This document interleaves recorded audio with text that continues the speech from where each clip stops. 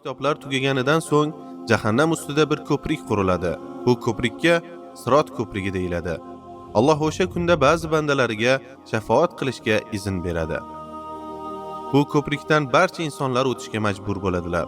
Ular orasida taqvo egalari, Allohga itoat qilganlar, dunyoda qilgan amallari go'zalligi va chin qalbdan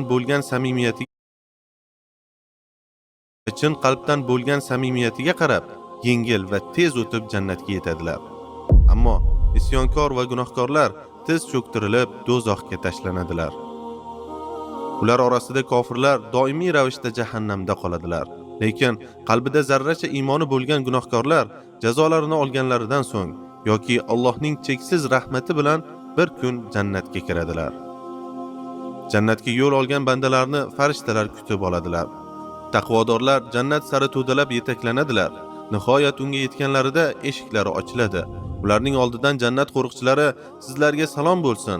Qanday baxtlisizlar. Endi abadiy qolish uchun kiraveringlar deydilar. Zumar surasi. Va yana farishtalar bugun bu sizlarga va'da qilingan kun deydilar. Qof surasi. Bu ko'prik Sirot. Hadislarda u soch tolasi kabi nozik, qilichdan o'tkir deb tasvirlangan. Muslim rivoyati. Ustida 7 bekat bor.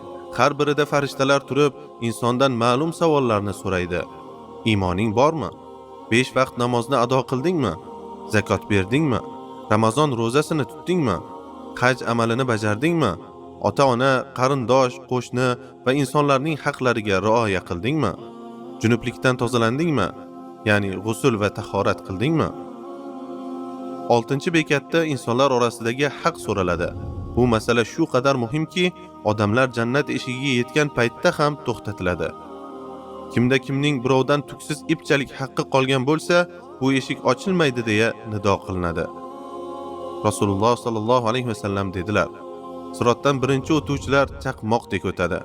So'ng shamoldek, ba'zilari ot kabi chopib, ba'zilari yugurib, yana boshqalar yurib, ba'zilar emaklab, ba'zilari esa sudralib o'tadi. Ularning barchasi o'z amallari bilan o'tadi. Buxoriy rivoyati. Shu paytda payg'ambarimiz sollallohu alayhi vasallam Sirot ko'prigining boshida turib, doimiy ravishda shunday duo qiladilar: Ey Robbim, salomatlik ber, salomatlik ber. Termiziy rivoyati. Sirotning ikki chetida ilgaklar, changallar osilgan bo'ladi.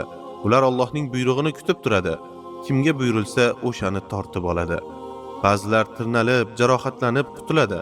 Ba'zilar bevosita do'zaxga qulaydi. Jahannam olovi mu'minlar o'tayotganda shunday deydi: Ey mu'min, tezroq o'ta qol. Sening nuring mening olovimni o'chirib qo'yadi. Bayhaqiy rivoyati. Hazrati Oysha roziyallohu anha dedilar: Bir kuni do'zaxni eslab yig'ladim. Rasululloh sallallohu alayhi vasallam meni bu holatda ko'rib, "Ey Oysha, nega yig'layapsan?" deb so'radilar.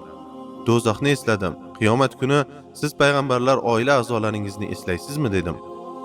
Shunda Rasululloh sallallohu alayhi vasallam shunday javob berdilar: 3 ta joy bor. U yerda hech kim boshqasini o'ylamaydi.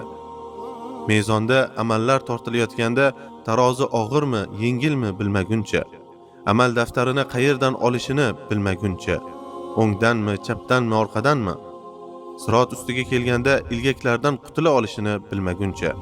Hakim rivoyati. Har bir qilingan gunoh Sirot ustiga osilgan bir changaldir. Ular u yerdaligida Sirotdan o'tish juda og'ir yoki imkonsizdir. Kim istasa bu changallarni ko'paytirsin. Kim istasa tavba va istig'for bilan ularni yulib tashlasin. Ibn Qayyim.